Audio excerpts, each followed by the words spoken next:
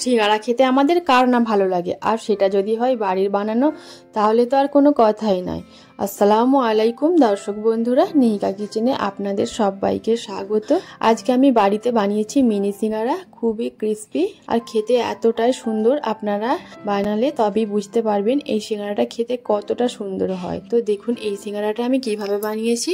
এর জন্য প্রথমে আমি নিয়ে নিলাম ছোট বাটির 1 বাটি ময়দা। এখন এর মধ্যে দিয়ে দিলাম সামান্য একটু কালো জিরে আর দিয়ে দেব স্বাদ মতো লবণ। সবকিছু শুকনো উপকরণ হাত দিয়ে একটু ভালো করে মেখে নিলাম।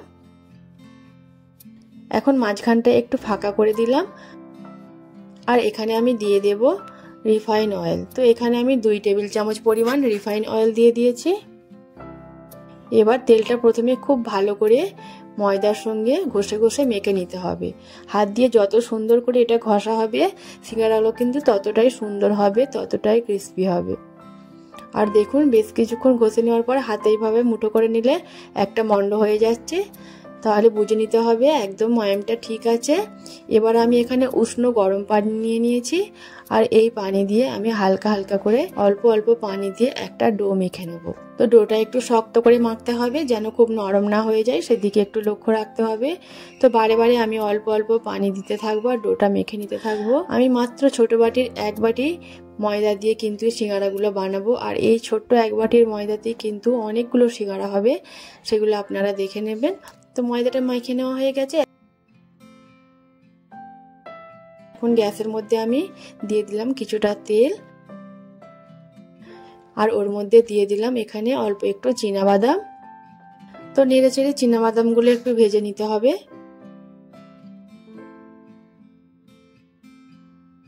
দেখুন বাদামগুলো ভাজা হয়ে গেছে। এখন আমি তেল থেকে এগুলো তুলে নিচ্ছি।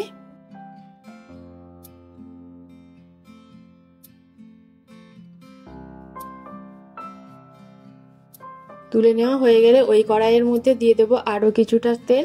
তো এখন আমি একটু সর্ষের তেল দিচ্ছি আর দিয়ে দিলাম এখানে কাঁচা লঙ্কা কুচি আর গ্রেট করা আদা।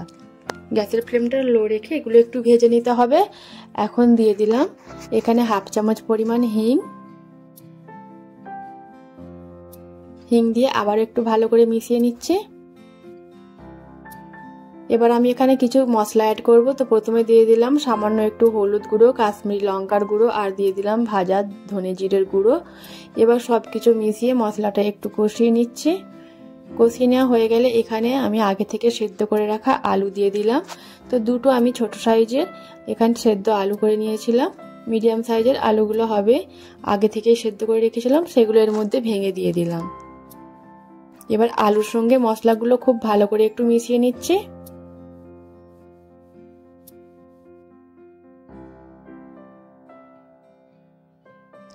মশলাগুলো খুব ভালো করে মিশিয়ে নেওয়ার পর দিয়ে দেবো এখানে লবণ। তো আমি অল্প দিয়েছি একটু লবণ আর কিছুটা দিয়েছি বিট লবণ। তো 2 রকম লবণ আমি এখানে দিয়েছি। এবার আলুটা একটু ফ্রাই করে নিতে হবে। এখন চীনাবাদামগুলো দিয়ে দিলাম, ভেজে রাখা আগে থেকে চীনাবাদামগুলো, আর দিয়ে দিলাম কাসৌরি মেথি। এবার খুব ভালো করে একটু মিশিয়ে নিচ্ছি। আপনাদের কাছে কাসৌরি মেথি না থাকলে ধনেপাতা কুচি দিতে পারেন, তবে কাসৌরি মেথি দিলে কিন্তু সিঙ্গারার স্বাদটা খুবই সুন্দর হয়। পুরটা তৈরি করা হয়ে গেছে। এখন আমি ময়দার ডোটা একটু হাতে করে আবারও ডলে নিচ্ছি।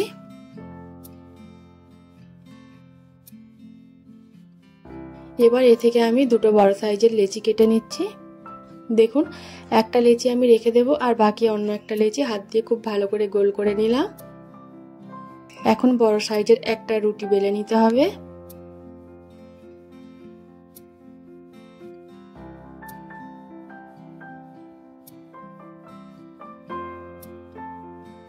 দেখুন একটা বড় রুটি আমি বেলে নিয়েছি আর এখন এটা একটা ছুরির সাহায্যে আমি কেটে নিচ্ছি। তো প্রথমে আমি 2 ভাগ, তারপরে 4 ভাগ, আবারও 8 ভাগ করে নিলাম।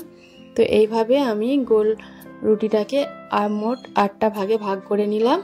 এবার প্রত্যেক ভাগের উপরে আমি দিয়ে দেব অল্প অল্প করে একটু আগে থেকে তৈরি করে রাখা আলুর পুরটা।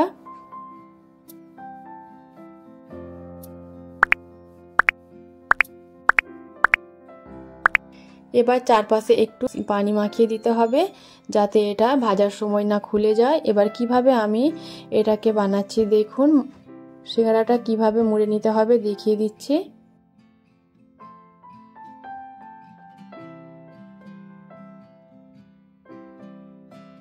তো আপনারাও চাইলে খুবই ঝটপট এরকম মিনি সিঙ্গারা বাড়িতে বানিয়ে নিতে পারেন।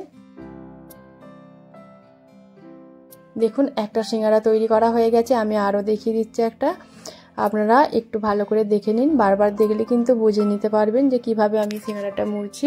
চারপাশে প্রথমে পানি মাখিয়ে দিতে হবে, আর তারপরে নিচের দুই সাইড হাত দিয়ে একটু এইভাবে মুড়ে নিয়ে আর উপরের মাথাটা এর উপর থেকে চাপিয়ে দিতে হবে। তারপরে বাকি দুই সাইডও খুব সুন্দর করে মুড়ে নিতে হবে। আপনাদের বোঝার সুবিধার্থে আমি আরও একটা দেখিয়ে দিচ্ছি।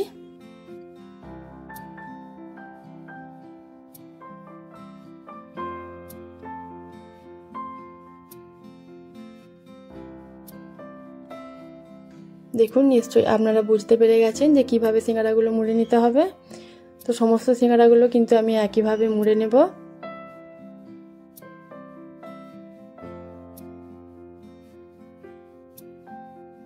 দেখুন সমস্ত সিঙ্গারাগুলো আমি বানিয়ে নিয়েছি, আর মোট 16টা এখানে মিনি সিঙ্গারা তৈরি হয়ে গেছে। এখন গ্যাসের মধ্যে আমি তেল বসিয়ে দিয়েছি, তেলটা হালকা একটু গরম করে নিতে হবে। আর তারপরে সিঙ্গারাগুলো এর মধ্যে দিয়ে দিচ্ছি। দেখুন নিশ্চয়ই আপনারা বুঝতে পারছেন দেখে, তেলটা কিন্তু খুব গরম নয়, একেবারে হালকা গরম হবে।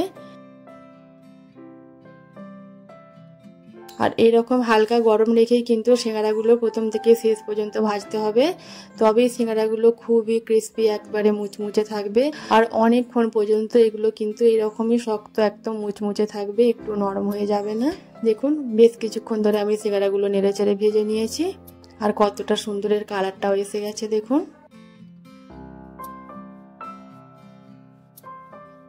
এইভাবে বাকি সিঙ্গারাগুলোও ভেজে নিচ্ছে। তো যখনই মন চাইবে এইভাবে আপনারা বাড়িতেই সিঙ্গারা বানিয়ে নিতে পারেন। খুবই সহজ বানানো, আর বাড়ির জিনিস যেহেতু সেটা খুবই হেলদি হয়।